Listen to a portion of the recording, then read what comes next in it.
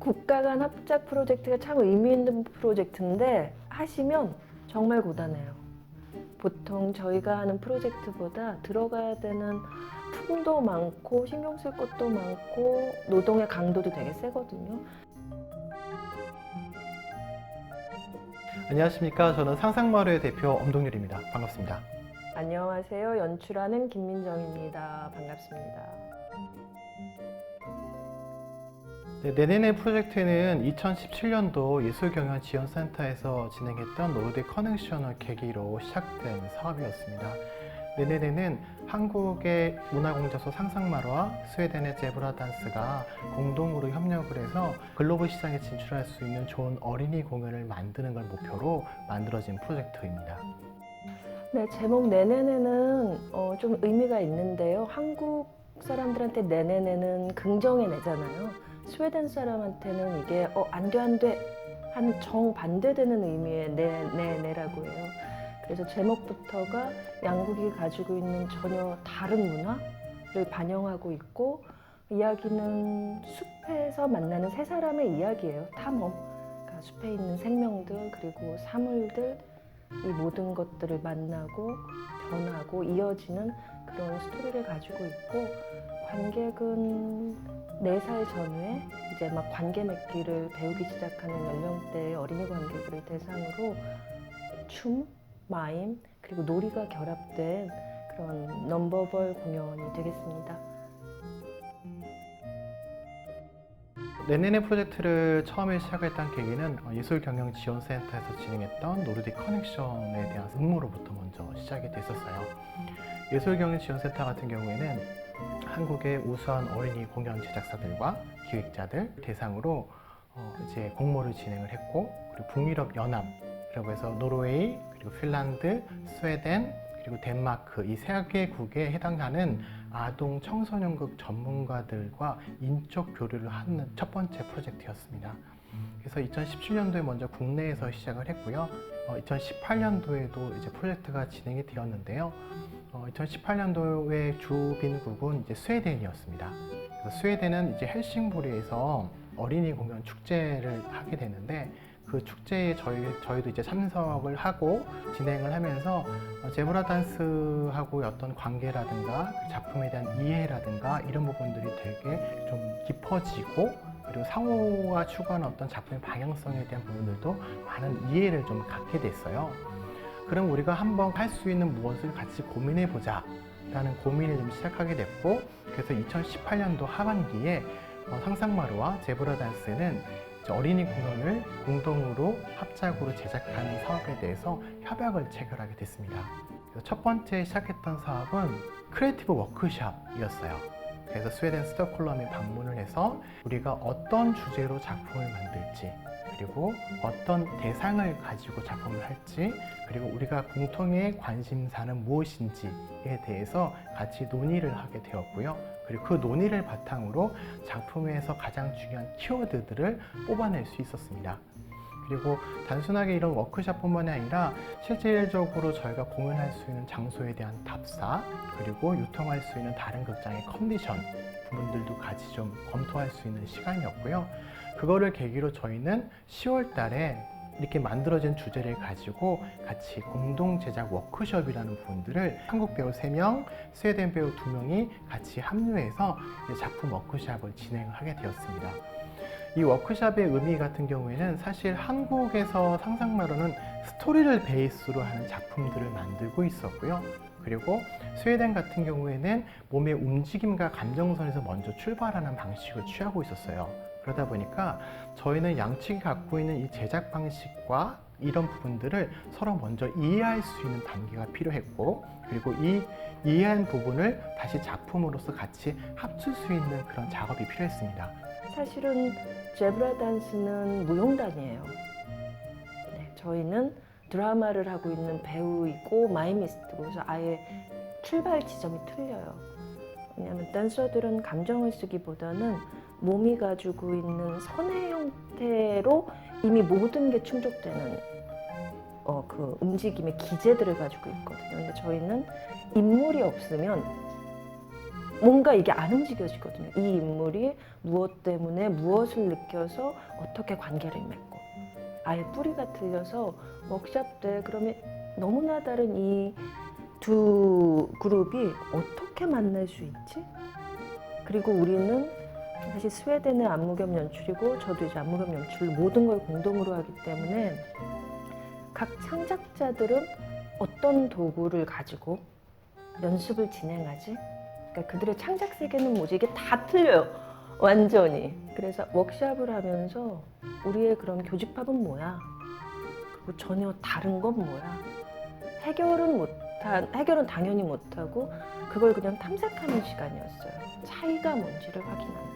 그렇게 양국이 다시 자기의 집으로 돌아가서 그때부터는 3개월간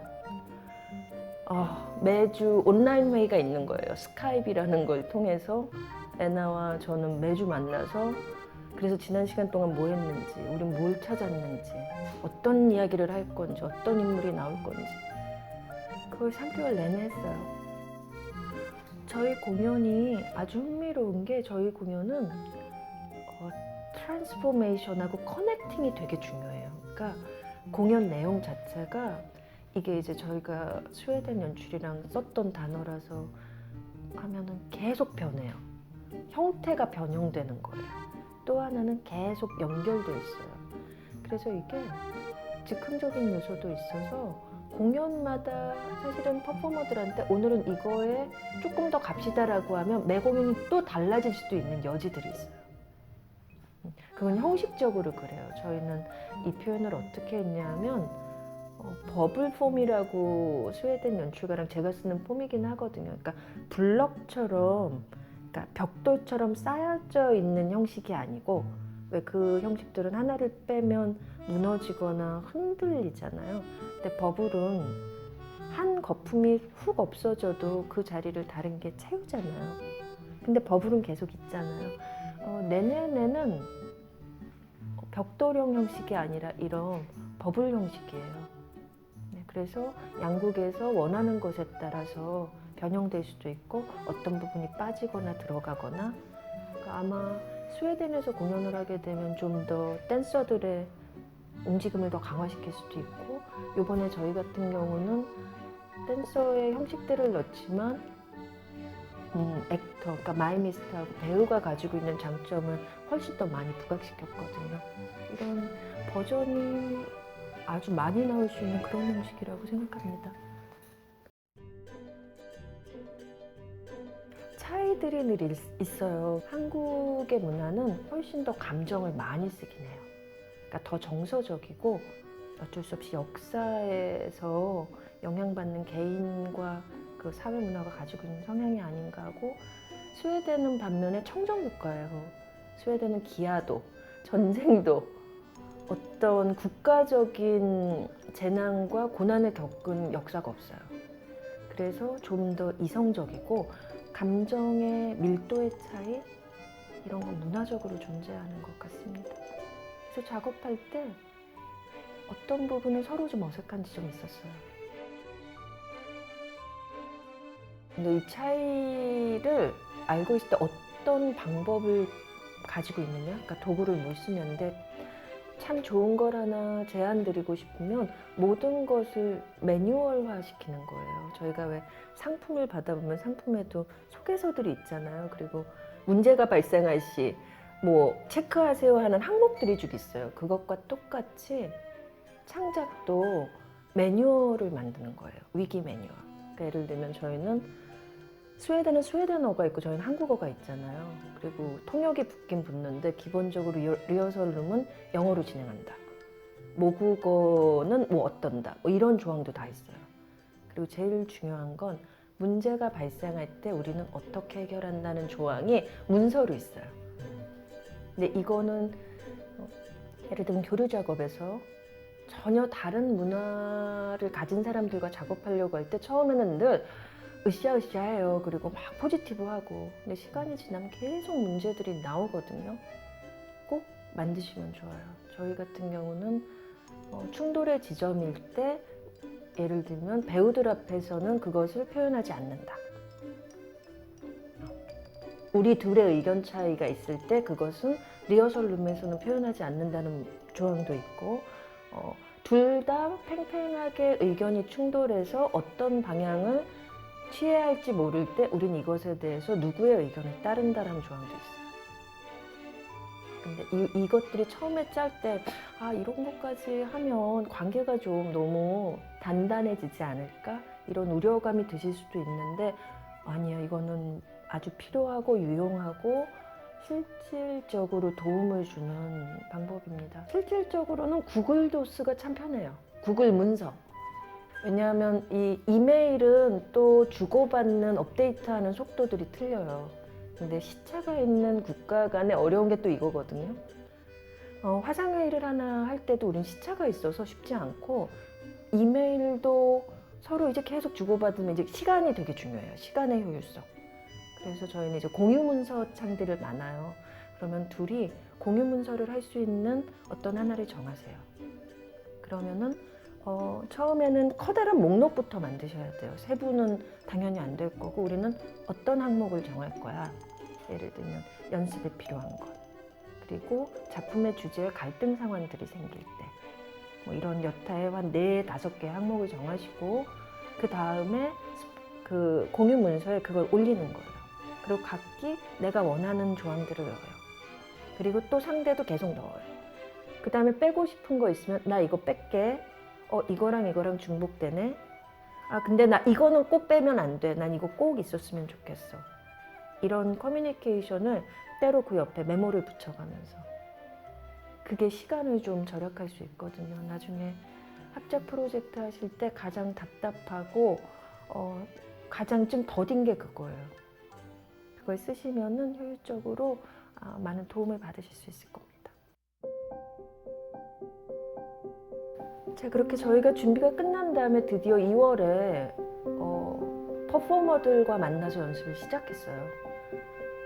3주 서울에 연습을 하는 중에 그때도 이미 코로나는 시작되고 있었어요. 근데 저희 연습 3주 차에 대구 신천지로 코로나가 폭발했죠. 코로나 사태로 이제 원래 계획했던 스톡홀름에서 연습을 3주간 진행을 하고 초연을 이제 스톡홀름에서 하는 그런 목표를 좀 가지고 있었는데 이제 말씀드렸다시피 이제 공연을 할 수 없고 연습을 할 수 없는 상황에 처해지게 됐습니다.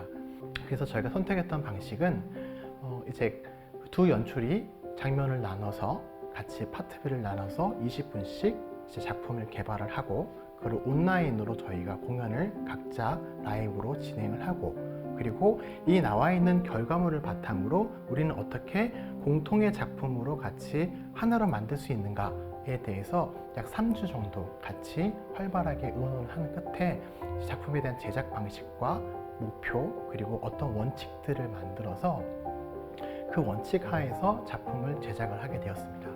그래서 저희는 이제 7월부터 다시 연습을 시작을 해서 이 연습을 통해서 저희는 8월 달에 서울에서 작품을 초연하게 되었습니다. 그리고 좀 더 많은 관객을 만날 수 있는 기회가 8월 달에 잡혀 있었던 예술의 전당 공연이었는데 이 역시 코로나로 인해서 극장 자체가 폐쇄되면서 이제 아쉽게도 이제 한 해 공연만 하고 일단 현재는 공연을 마친 상태입니다. 네, 예술의 전당 저희 첫 공 전날 리허설하고 스탑 폐쇄됐거든요, 전당이. 공연 13시간 전에 취소됐어요. 네, 처음이었어요. 제가 데뷔한 지 지금 23년 됐는데 저희가 원래 리허설 할 때 되게 치열하잖아요. 딱 끝나고 10시에 나왔는데 확 그 소식을 듣는데 연출님도 23년 경력 동안에 그런 일을 처음 겪었듯이 저도 마찬가지로 공연을 준비하면서 이 리허설 당일날 이렇게 작품이 중단되는 경험을 처음 하다 보니까 그런 거 있잖아요. 머리로는 다 이해가 되는데 가슴이 인정을 못하는 거예요, 그 상황을. 네. 그래서 저희가 다 모여서 그 사실을 알려드리고 가슴 아픈 부분을 다 공감을 하고 일단 연습을 중단했지만 저한테 한 2주 정도는 그 후유증이 계속 오더라고요. 하지만 저희는 이제 이 작품을 이제 만들어낸 이 작품을 여기서 중단하는 것은 아닙니다. 저희는 지금 이 작품을 이미 겨울에 있는 아시테시 겨울축제 작품을 초청을 받았고요. 그리고 내년 5월 달에 스톡홀름에서 네네네를 공연하는 거를 지금 제브르 댄스와 같이 협의를 좀 하고 있습니다. 그래서 저희가 가장 이상적으로 바라는 모습은 저희가 같이 가서 함께 하는 것이고요. 그리고 만약에 저희가 공연을 같이 못하게 된다고 한다면 서로 같은 기간에 같이 공연을 하고 그 만들어진 공연들을 영상을 또 같이 교차로 편집하거나 만들어서 관객을 영상으로 또 만날 수 있게끔 하는 것이 목표입니다. 이 프로젝트를 진행을 하면서 북유럽 국가에서 하는 어떤 공연이라든가 이런 부분들을 보면서 제가 제일 놀랐던 부분 중에 하나는 바로 베이비 오페라 혹은 베이비 드라마라고 하는 0세와 2세를 대상으로 한 공연이었습니다. 한국의 어린이 공연 시장은 보통 36개월 이상으로 해서 리미트가 없는 구조의 어떤 그 타겟층과 소비군을 가지고 저희가 서비스를 진행하고 있는데 북유럽 같은 경우에는 0세부터 2세, 3세, 4세, 5세, 6세, 7세 이상 이렇게 타겟을 매우 세그먼트를 아주 치밀하게 구성을 해서 공연을 만드는 걸 많이 봤어요. 그래서 그런 부분을 보면서 처음에는 제가 의아했던 거는 과연 0세부터 2세 어린이가 공연을 보고 이해할 수 있을까? 뭘 느끼지? 이게 과연 수익 모델이 나올까? 라는 고민을 하고 있었는데 막상 가서 공연을 보니까 놀랐던 점이 두 가지가 있었는데 첫 번째는 정말 그렇게 공연을 하고 있었다는 점이었고요. 두 번째는 그 공연을 할 때 항상 엄마, 아빠와 아이가 같이 원형으로 둘러앉아서 공연을 본다는 거였습니다. 그래서 어렸을 때부터 문화를 즐길 때 아이들만 공연을 보여주는 것이 아니라 부모가 함께 같이 그 공연장에서 같이 호흡하고 그 아이가 느끼는 것에 반응을 해줌으로써 문화가 단순하게 보고 끝나는 것이 아니라 내 삶 속에서 우리 가족이 공감하고 느낀 것을 나누고 그리고 반응을 피드백할 수 있는 그런 부분들에 대한 문화가 있어서 저는 그런 부분들을 좀 저희 한국에서도 좀 적극적으로 이런 부분들을 받아들여야 된다고 생각을 했는데 이번에 저희가 네네네라는 작품을 할 때도 공연 끝나고 10분 동안은 관객과 우리가 공연 무대에서 나왔던 어떤 커넥션과 그 다음에 변화라는 걸 중심으로 예술놀이를 같이 관객과 할 수 있는 프로그램들도 같이 준비를 했었습니다. 그래서 단순하게 공연을 보고 끝나는 것이 아니라 느꼈던 감정을 다시 아이들과 함께 할 수 있는 예술 교육으로 같이 무대에서 보여주고 그리고 이런 프로그램들이 조금 개발이 된다면 좀 더 저희가 많은 어린이와 특히 가족 관객들이나 부모님들이 이런 예술교육 프로그램을 통해서 공연 이상의 가치를 좀 배울 수 있고 느낄 수 있는 그런 문화 교류를 앞으로 조금 더 해보고 싶습니다. 국가 간 합작 프로젝트가 참 의미 있는 프로젝트인데 하시면 정말 고단해요.